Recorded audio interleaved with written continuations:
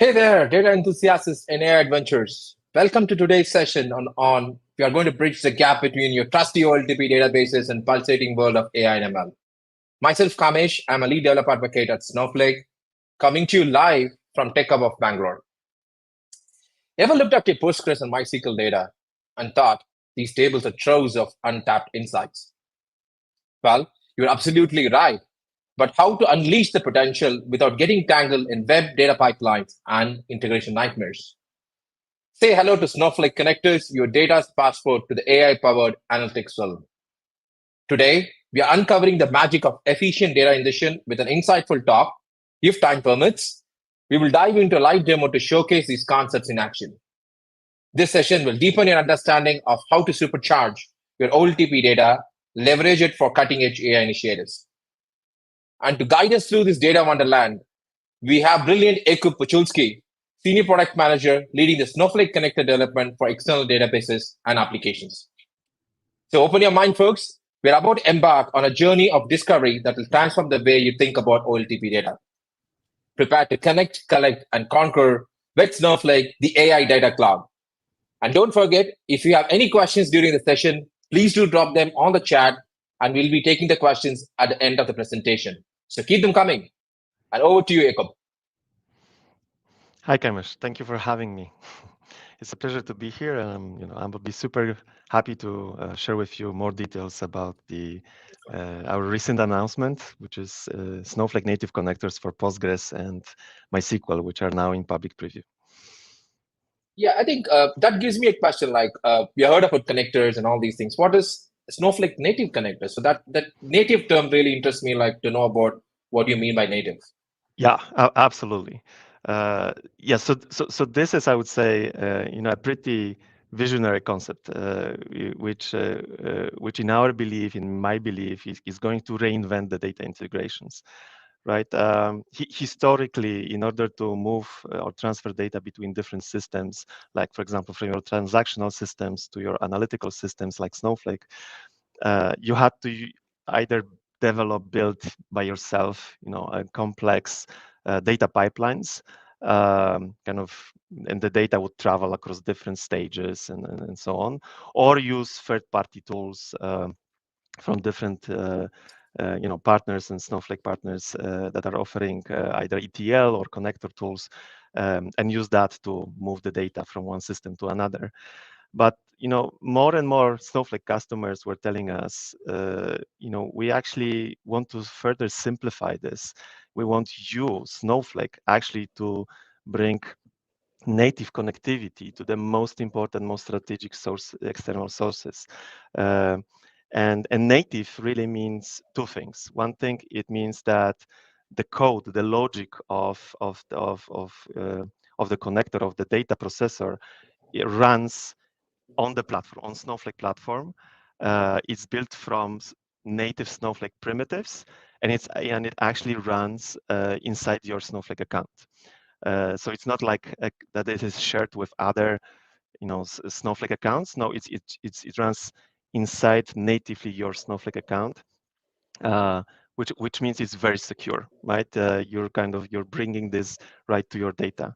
That's one thing, and the other thing is data travels directly from the source to the destination, right? So there is no intermediate middleman, intermediate processor. You just connect your Snowflake account to the data source, whether that is a SaaS system, whether that is a database, and the data in a secure manner goes directly to your Snowflake account.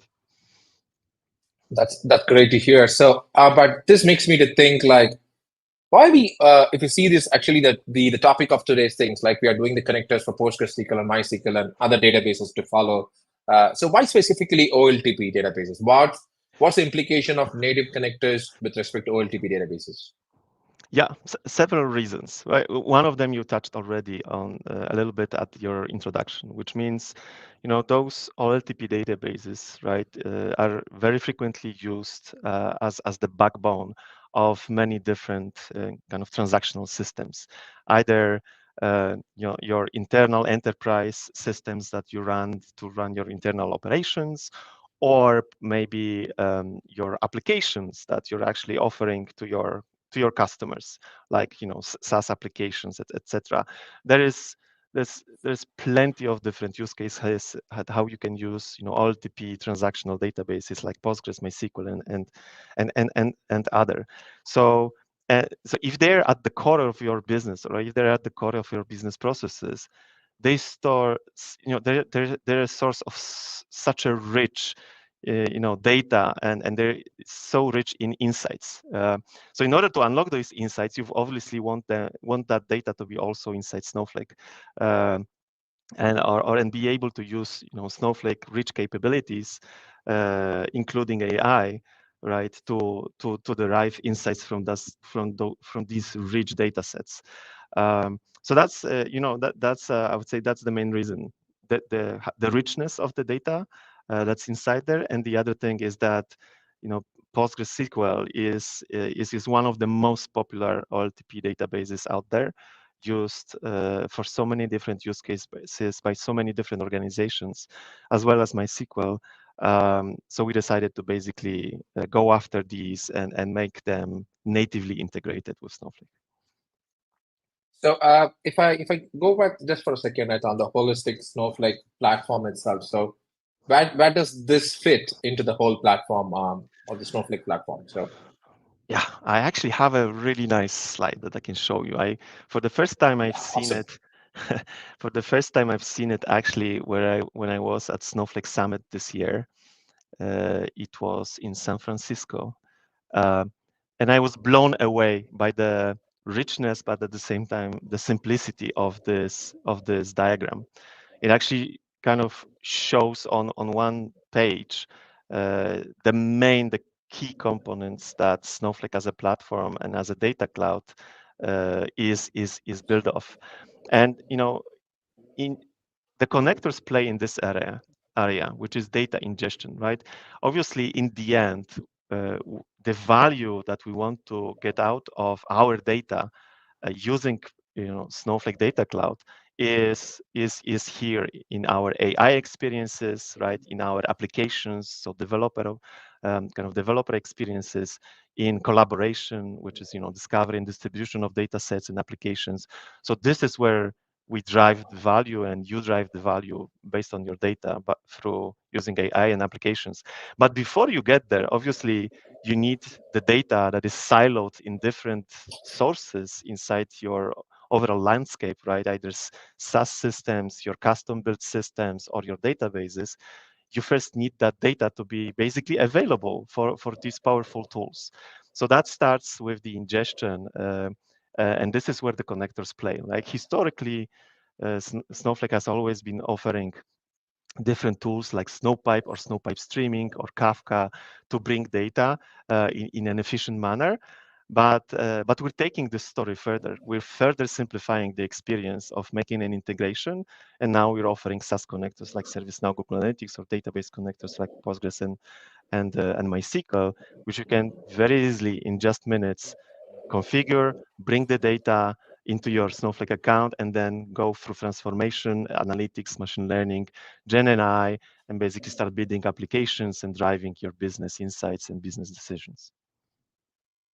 Awesome. I think that sounds really interesting to me. So one thing I just want to understand. So we talk about these connectors because there's a lot of connectors in the market. There are a bunch of open source projects, everything.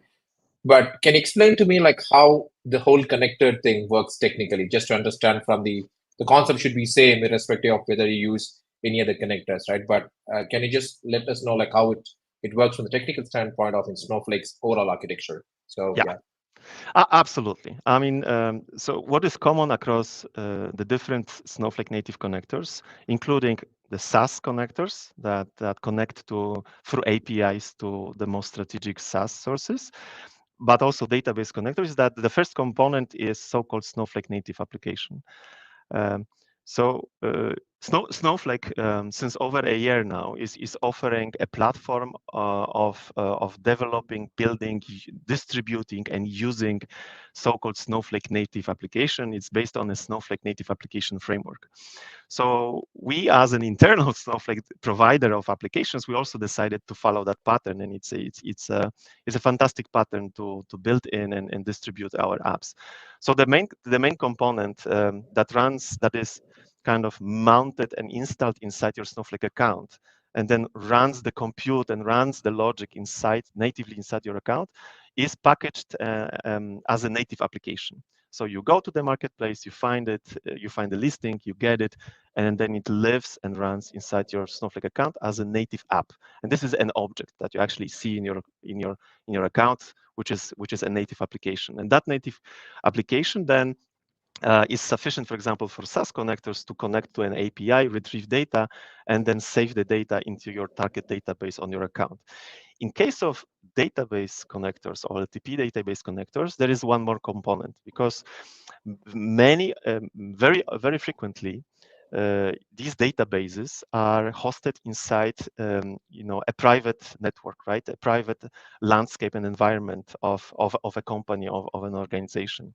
And in that case, in order to make this connection secure, you actually want to make sure that this database is not exposed externally to public internet. So the best way to achieve this is to actually install a gateway inside your network close to this data source, which we call an agent, that will basically run inside your security boundaries, right, inside your network, connect to source database, monitor change data capture of the data in the source database, and then basically push the changes, push the data securely to your Snowflake account. So that is the agent, which basically is a Docker container image that we also distribute, and is the second part of this connector.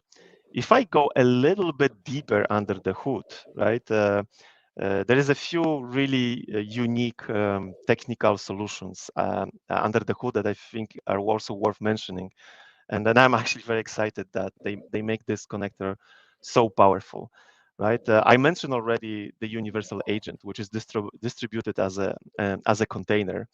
You can, since it's distributed as a container, you can install it anywhere you like, right? For example, if you're hosting your Postgres database in AWS RDS, then probably you would want to basically install and run this Docker image inside an EC2, right? But if you're actually hosting your database on premise, then maybe you also have the capability to have a VM on premise where you would install the agent, right? And the agent is responsible for basically connecting to the CDC stream of the database. In case of Postgres, that would be the write-ahead log.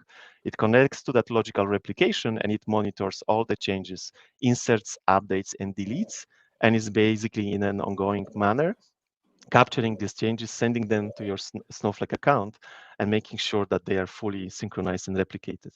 The last piece that I wanted to mention is Snowpipe Streaming. So what is basically the mechanism to transfer data from the agent to the native application that runs natively inside your account?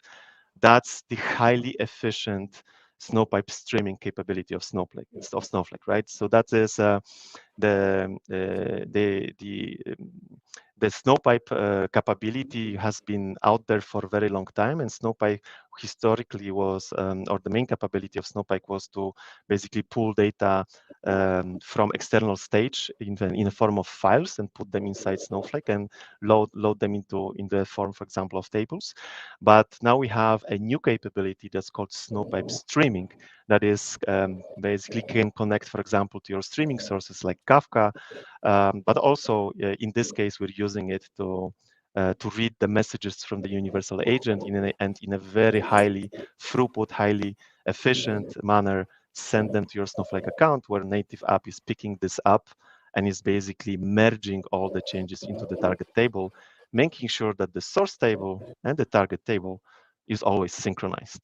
And that's, I would say, pretty much it as far as the technical overview is concerned. If you'd like to learn more details, I encourage you to read one of the blog posts that I recently published on snowflake.com engineering blog, which goes a little bit more into the details of how it exactly works. That's great, Jakub. I think one question I have, this maybe even others who are listening to is curious, like, so we do this live streaming, the agent checking on it. So So how about your schema changes, or if I have to pick particular columns, or if I have to do some kind of, I don't want to do it every now and then. I don't want to kind of schedule it. Do I get all those capabilities as well when I kind of do this connectors?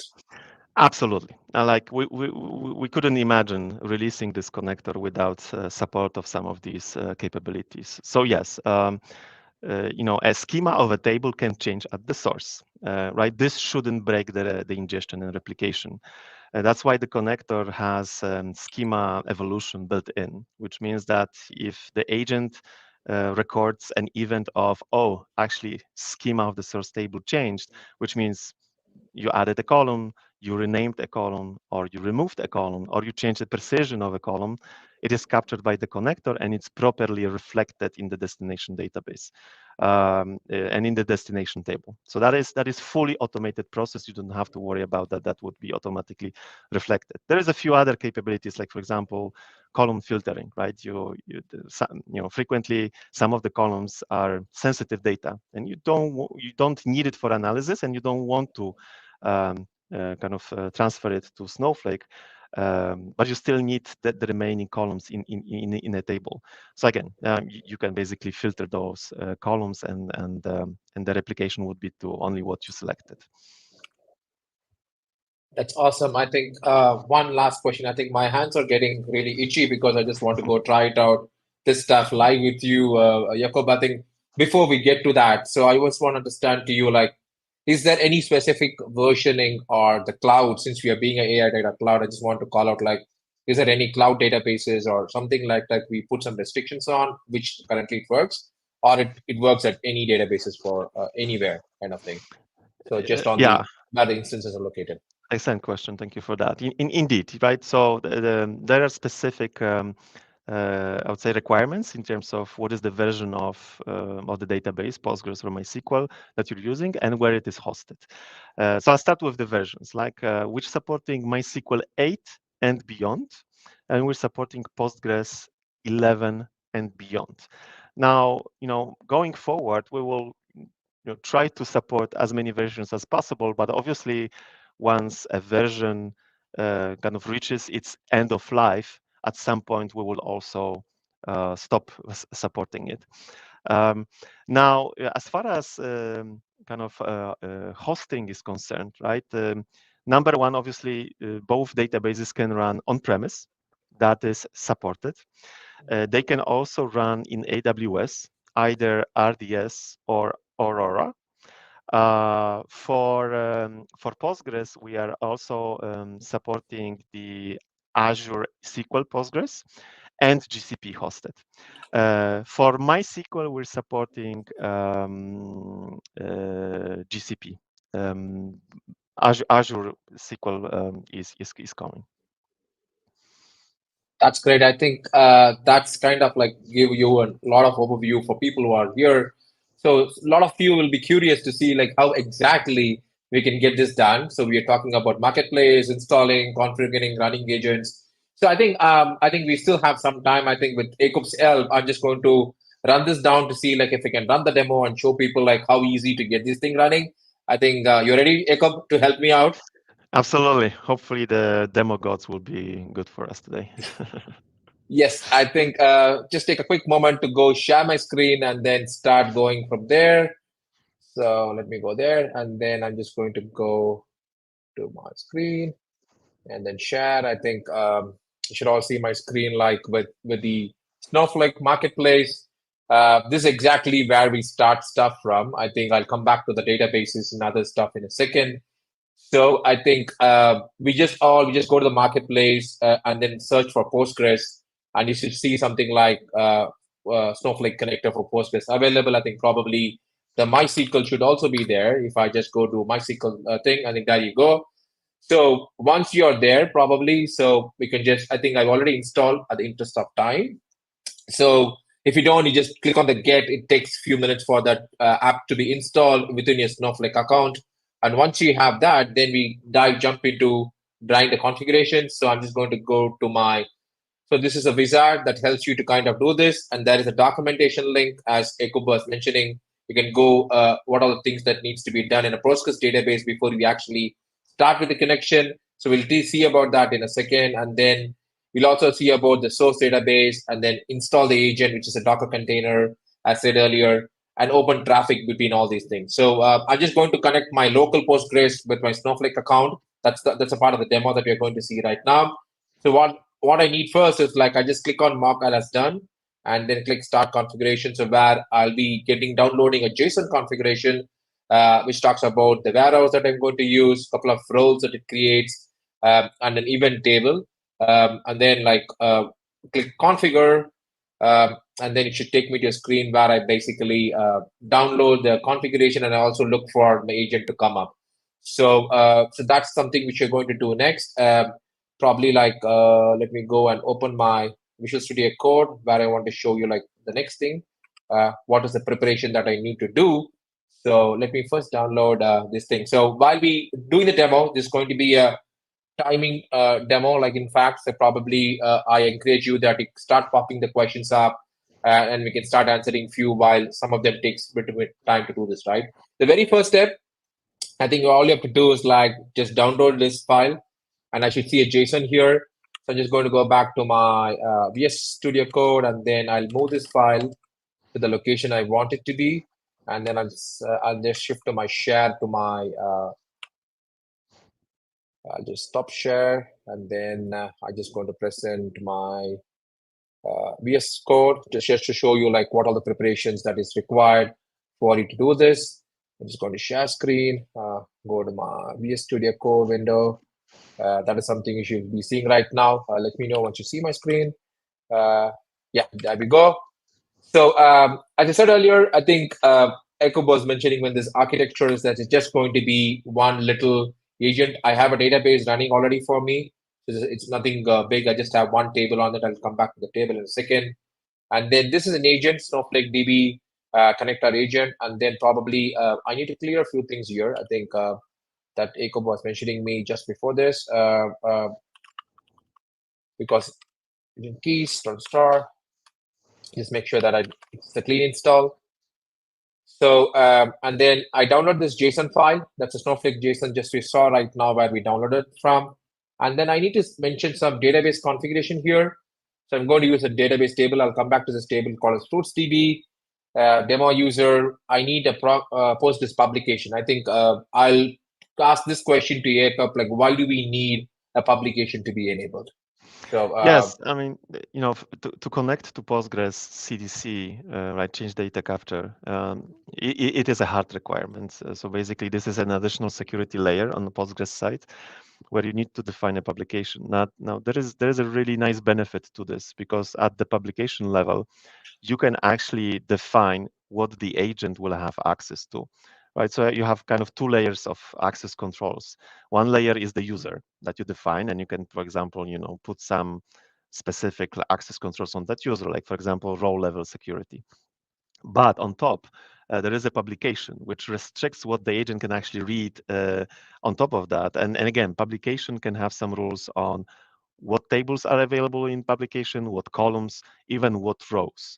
Right, so that is very handy, especially if you have strict requirements to not expose any sensitive data, or for example, if your Postgres enabled application works in a multi-tenant fashion, right, and you basically need to offer a tenant isolation, this can also be very handy.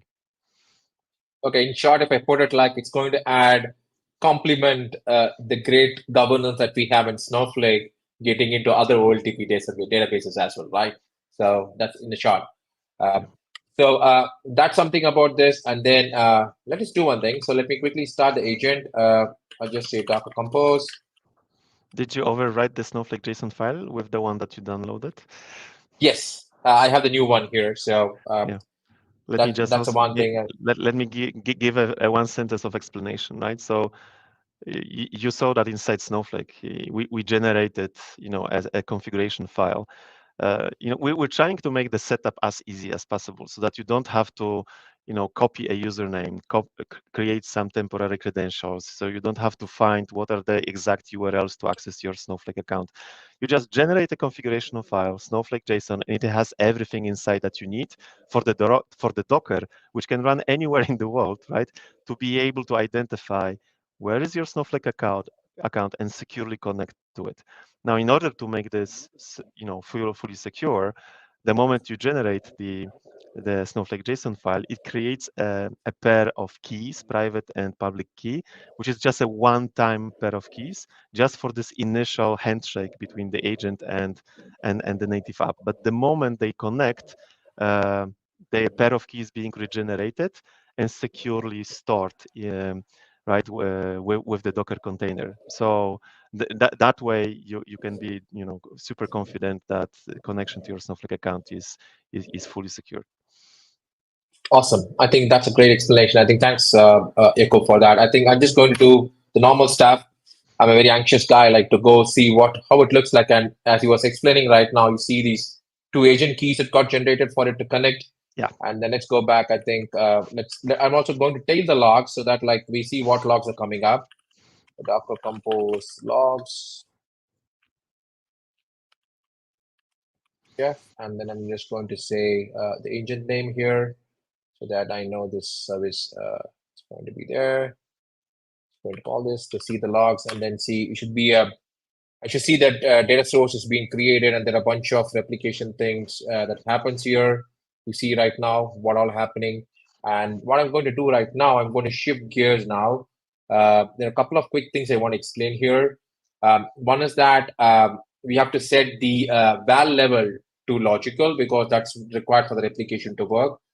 Jacob again add few things which you want to do here. So this is very much required for the whole application and then CDC and all other stuff to work, including publication, as explained by Jacob a couple of minutes ago. And then I just created a dummy schema. This is nothing to do. And this is a very important thing, probably creating a publication. Right now, since the demo, I gave it for all tables. But Jacob was explaining, if you want to have more control on governance, try to filter the tables you're consulting the PostgreSQL document. So that's a very quick overview of the prerequisites that very much required for you to get started pretty quickly. So what I'm going to do right now is just going to shift back to Snowsite, and then I'll show you where we need to do the other stuff required here. So I'm just going to share my screen. I say in window, and there we go. Hopefully you see my the connector thing which you did. I'm just going to do a refresh here to see if we got the connector connected. Hopefully we are yes. I think it should be connected. Just to refresh in a few seconds for us to do that. Yeah, and please don't forget to do this step. You have to come back here and click refresh. We will make it easier in the future, but for now you have to click refresh to make sure that the agent is fully registered, and then the connector native application is provisioned. I think there is a bunch of stuff which if you go see the Docker logs, that I think my Docker logs are overflowing with lots of logs here. So I think I'm just there we go. So we saw the connector successfully configured, and it's ready to sync, right? Yeah, exactly. That's the first step. And then thank you, Jacob. I don't think so I ever configured any of those connectors so easily as I did right now. Probably I'll just go to a few more stuff that I want to show people about. I just have one table in my local thing. This is my local host running on a Docker container. I have one database called as FruitsDB, and then inside that I use a schema called Slante, and then I have one fruits table which has like three rows, like mango, strawberry, and orange. So that's a fruit that we have right now. So what I'm going to do right now, I'm just going to configure the other stuff, make the connector talk to this. So that's what I'm on a Snowflake thing. Usually what happens when you do this, define data sync, so that's going to take you to the a particular page where if you give open worksheet, it's going to populate this whole stuff for you. That's something which we have done for you, giving you an idea of what all things that we need to create. I think right now, I'm going to explain step by step for this demo. I'm just going to create this one auto comment here. Sorry, I have to pull up and down my screen because I bloated it up a little bit for easier viewing. I'm just going to shift my schema. These are the standard stuff that we do with Snowsite, setting the context tab. The very first thing I'm usually calling here is to add a data source. I'm just going to add a fruit SQL. PSQL. I just call it PostgreSQL fruits DS. If I remember the same name that I used when I kind of created my data source when I was running my agent. So it should be pretty much the same one. And then this is the database table that's going to be created in Snowflake. This could be anything you want, existing one or later ones, you can do this. So that's the first thing I'm going to do. I'm just going to add a data source, and then this is going to technically start the connection to between your agent and this. Am I right, Jakub? That is correct, exactly. So you put a name that you declared previously in data sources JSON file as this is the name or the label for that database that you connected to, and the agent will recognize what is it. And then yes, and then you declared, for this source database, this is the target database in my Snowflake account, right? And now the connection is fully established. You can start adding tables. Right. So here you see that the table got created by the connector. As I said earlier, you can also bring in your other tables, but those are complicated ones. We'll see a bit later. You need grant rows and everything comes into picture. So the next one, what you're doing is that what are the tables that I love to kind of replicate, as though we can also have column filters, but for the sake of simplicity and time, I'm using the same data source, the schema name that I want. If you remember, this is a Plante schema where my whole foods table is here. I'm just going giving that and then a list of tables from the schema which I want to synchronize. So that's the next step which you'll do here. And kind of stuff. I think this should be this should pretty much it to start stuff. And then let's wait for something. I'm just going to get this thing done. So it will take some time. The code is successfully added. And I'm going to go. There are a lot of monitoring stuff here, but the which is important for this demo is just to go find out the replication state. I'm just going to find out what is the replication state. I think probably I would take a few seconds for Jacob to explain the stuff what is going on here, so that like people understand while the things get synchronized.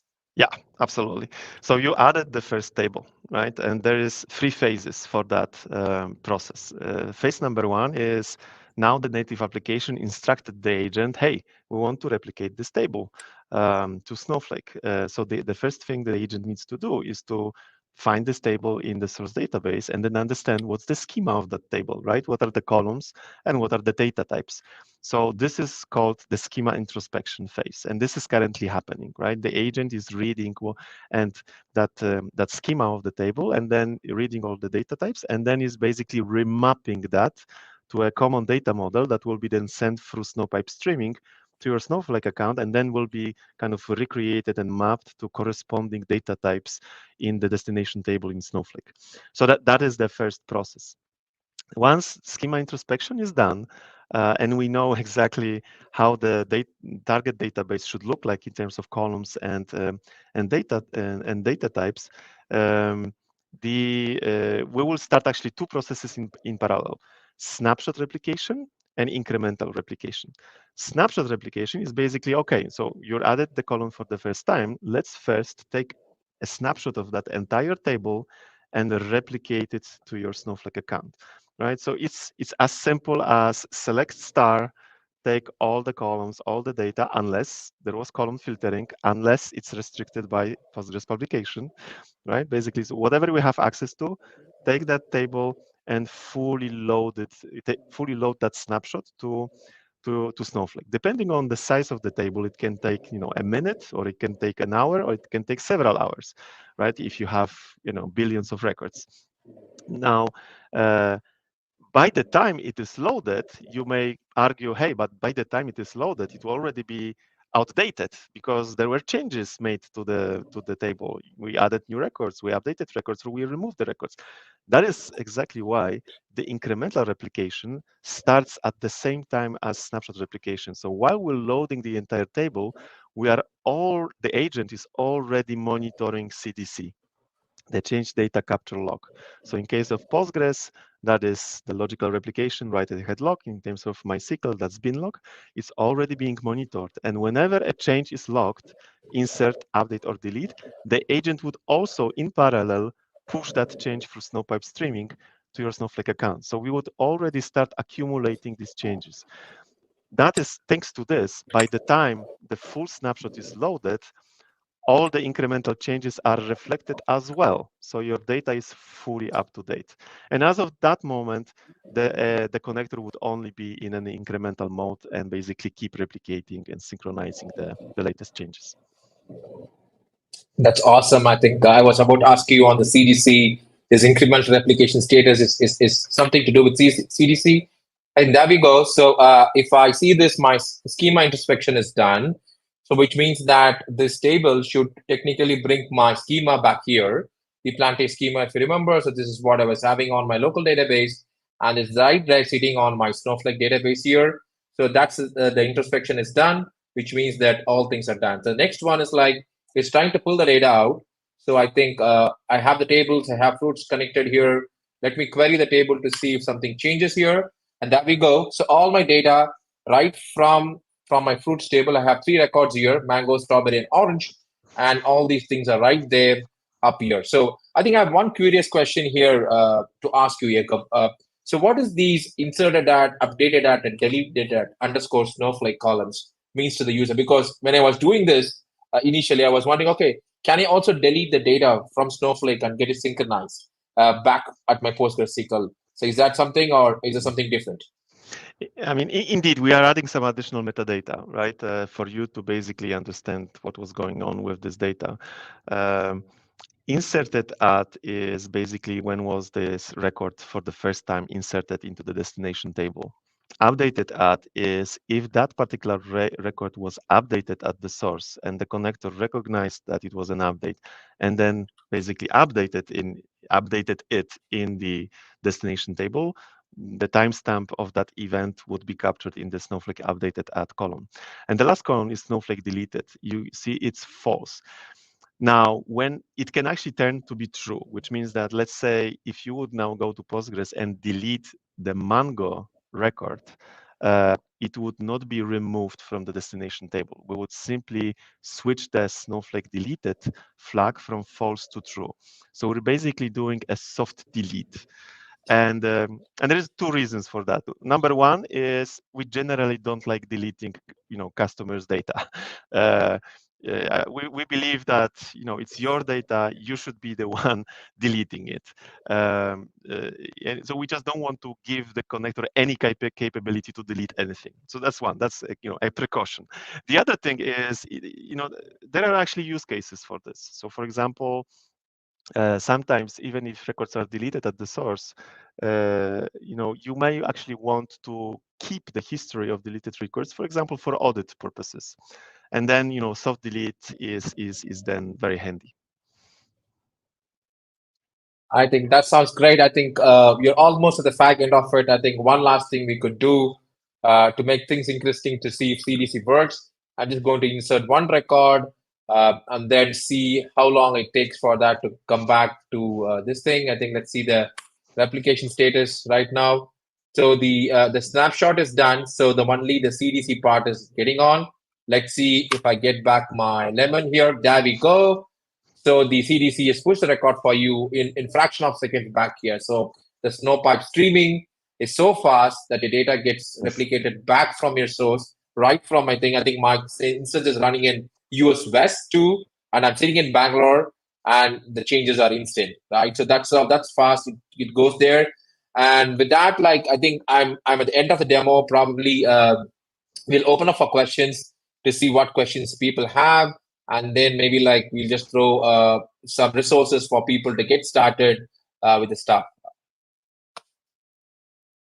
We're open for questions. Yeah, I think there is first one. Thanks, Shane, for part of the session. Are the native apps that work out of the box to handle the stream for agent and update Snowflake DB, or do they need to be implemented by the customer? That's the first question. Not sure if I fully understood your question, but in general, I mean, if you want this to run, you as a user have to go to the marketplace, find a listing of a connector that you're interested in, like it could be Postgres, could be ServiceNow, could be Google Analytics, right?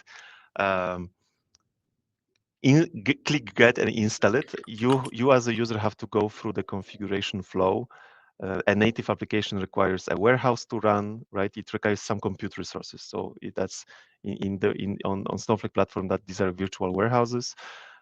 Typically it also requires some, you need to select what's the destination database, what is the role that it is going to use, and so on. So that is something you need to do as part of the setup. Now, as you saw on the demo, I mean, it takes literally just a few minutes, right, to be done. So I hope that answers your question.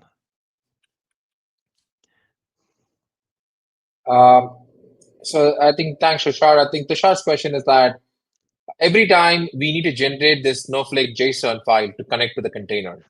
So there are actually currently this is the only way, but I would say very soon, in a few weeks from now, there are actually going to be two options available for basically making the connector connected to your Snowflake account. Now, this is a one-time setup, right? So the first time you install the connector, the first time you install the native app, and the first time you run the Docker container, this is the only one time when you need to generate that Snowflake JSON configuration file with your Snowflake account credentials and mount that to the agent. But once that is done, you no longer need to repeat this process, right? I mean, you can then run this for months or years, and it will be just fine. Now, the Docker image is a stateless object. So, it can restart itself, you can kill it, you can switch it off, there can be network disconnect, whatever, but it's not an issue because it's a stateless object. And whenever the connector reconnects and gets back live, it still reads these credentials from Snowflake JSON, and then it reconnects to your Snowflake account. Now, I mentioned there is going to be soon another option. It's actually going to be if you, for example, are going to run it in Kubernetes or any other orchestration tool, sometimes using configuration files and giving some privileges to these might be cumbersome in Kubernetes. In these cases, you might want to use environment variables, or let's say you're using AWS Secret Manager. In these cases, we will give you an option to use environment variables to pass the credentials and not use JSON files. Awesome. I think let's see if we have a few more questions. Okay, that is a good question from Saidi. But at the time of soft delete, what happens to Snowflake _updated at column? This is an excellent question, which I don't know the answer to. You got me there. You got me there. I don't remember from the top of my head how did we exactly implement that. I can come back to you on this one if you like. Yeah, I think thanks, Jayanti, for this. Another nice question we have. Are we going to maintain the migrated Postgres or MySQL at olTP in Snowflake as well, or will it be OLAP without any normalizations?